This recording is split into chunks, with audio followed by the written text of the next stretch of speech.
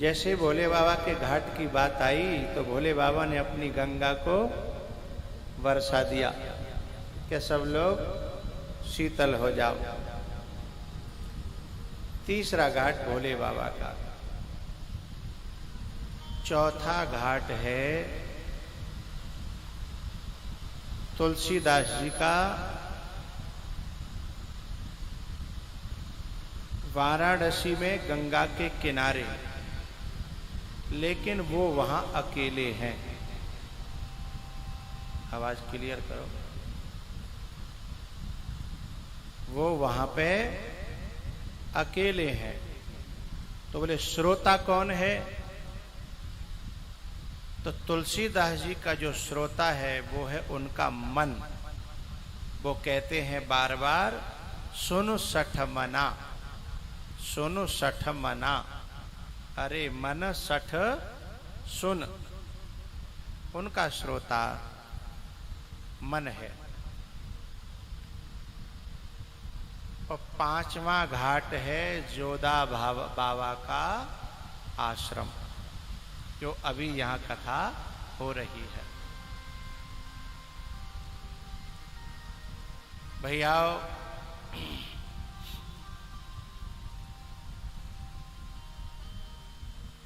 जब कुंभ पड़ा प्रयागराज में, हजारों हजारों की संख्या में ऋषि मुनि संत महात्मा कुंभ नहाने के लिए आए। और जब कुंभ पूरा हुआ तो सब लोग अपने अपने आश्रमों को लौटने लगे। तब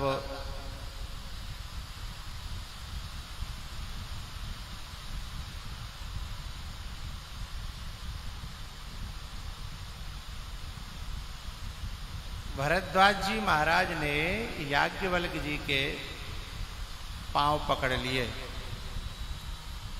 और रोक करके कहा, प्रभु इतनी भीड़ भाड़ में मैं आपके पास बैठ नहीं पायो, अब एकांत को समय है, अब कछुदना रुक करके मुझे सत्संग सुनाओ। तब याज्ञवल्क्य जी वहां रुके हैं और भरद्वाज जी ने अपने मन की बात रखी और कहा, राम कवन में पूछहु तो ही, राम कवन में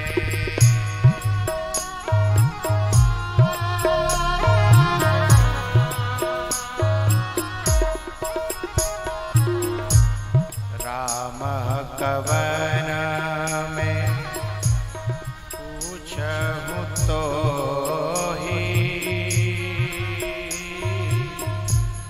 कहिया बुझाए कृपा निधि मोहि।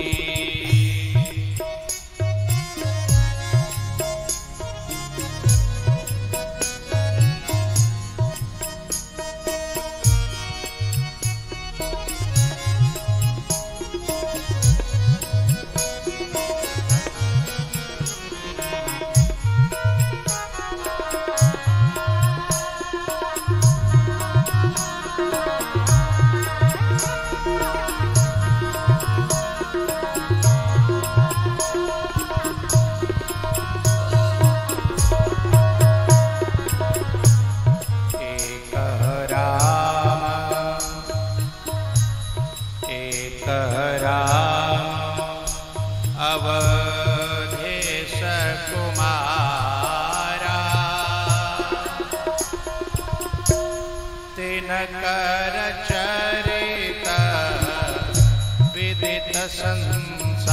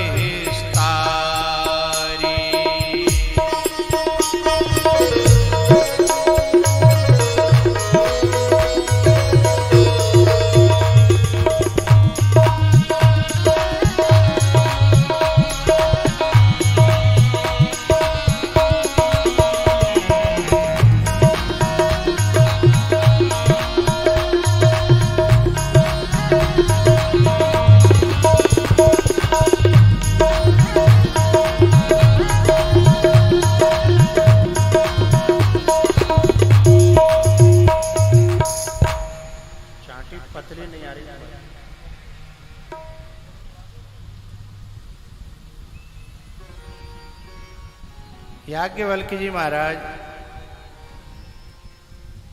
बड़े मुस्कुराए मन ही मन और बोले, हे भरद्वाज जी, तुम जानते तो सब हो, लेकिन इसके बहाने राम चर्चा सुनना चाहते हो। जानते तो सब हो, और ये तुम्हारी चतुरता है। राम भगत तुम मन क्रमवानी, चतुराई तुम्हारी में जान। चतुराई क्या है? चाहु सुनाए राम गुण गूढ़ा। तुम राम जी के गूढ़ चरित्रों को सुनना चाहते हो ना, ये तुम्हारी चतुराई में समझ गया। और प्रश्न ऐसे कर रहे हो जैसे बड़े मूढ़ हो, बड़े अज्ञानी हो, बड़े नादान हो। प्रश्न तो ऐसे कर रहे हो, पर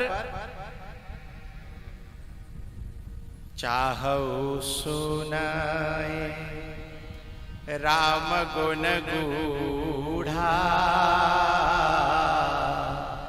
कीन्हु प्रश्न मनहु अति मूढ़ा।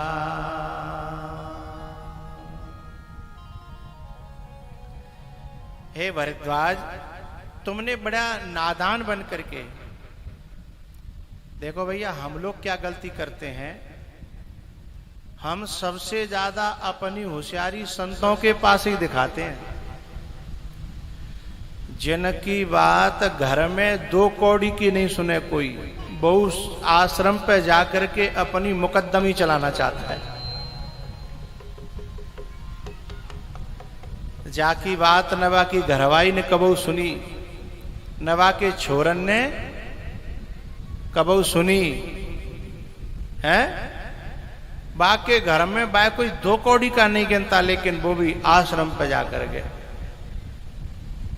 हाँ, लेकिन यहां याज्ञवल्क्य जी क्या सिखाना चाहते हैं हमें, कि हम दुनिया के लिए कितने भी होशियार हों, लेकिन हमें अपने महापुरुषों के यहाँ, अपने गुरुओं के यहाँ, अपने धर्म क्षेत्र में कीन्हु प्रश्न मनहु अति मूढ़ा। क्यों? चाहु सुनाए राम गुण गूढ़ा।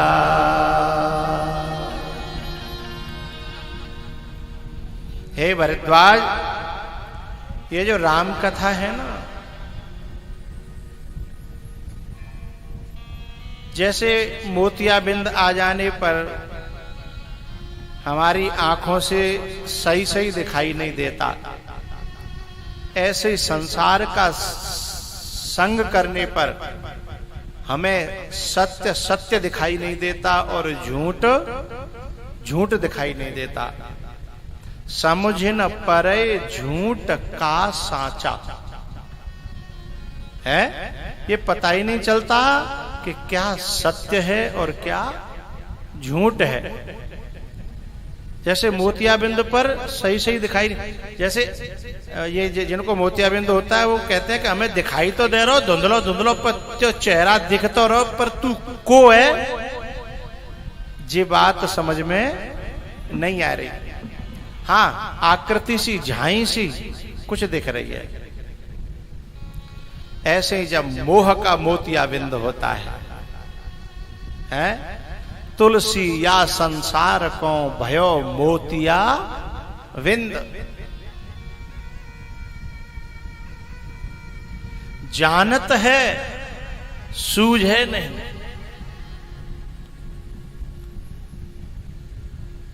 समझ में आ रही है कुछ कुछ, लेकिन पक्की समझ में नहीं आ रही।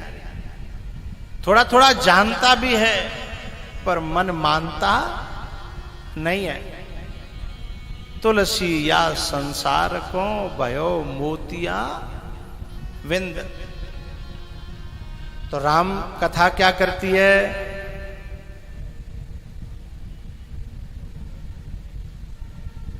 देखो, अब तो ऑपरेशन करना पड़ता है। पहले जमाने में हमारे वैद्य लोग ऐसे ऐसे काजल बनाया करते थे। पहले तो हम सब की बड़ी बूढ़ी माताएं अपने घर में काजल पारती हैं। पहले तो बुई मोतियाबिंद नहीं होंगे तो वो काजल, यदि बाई चांस फिर भी हो गया तो वैद्य और भी जड़ी बूटियों को मिलाकर के ऐसा काजल बनाते थे। गुरुपद रज मृदु मंजुल अंजना, गुरुपद रज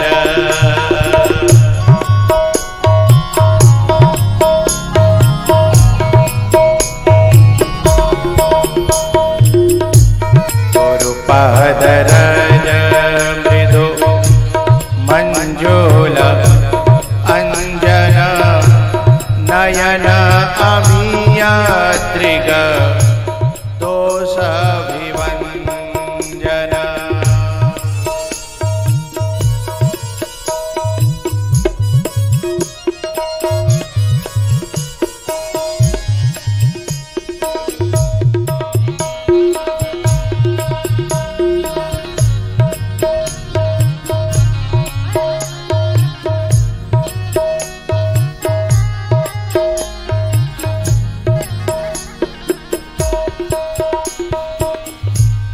कथा क्या है? ये महापुरुषों के चरणों की रज ही तो है, महापुरुषों के वचनों की रज ही तो है। और ये रज को ही अंजन कहा। गुरुपद रज,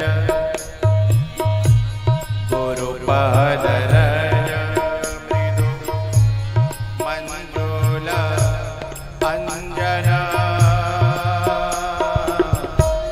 नयन अमीया त्रिग दोष विभंजना।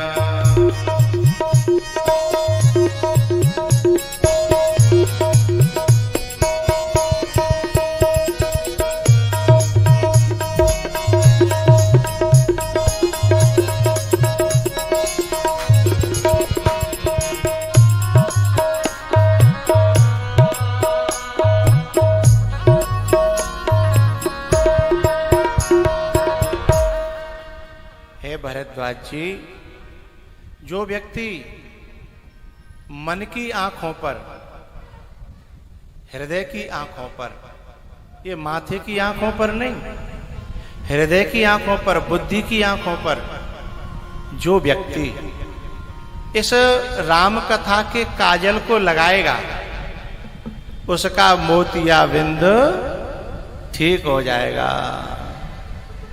नयन अमीय, ये नैनों के लिए अमृत है। दृग दोष विभंजन, ये आंखों के दोषों को दूर करती है। भगवान की कथा वह काजल है।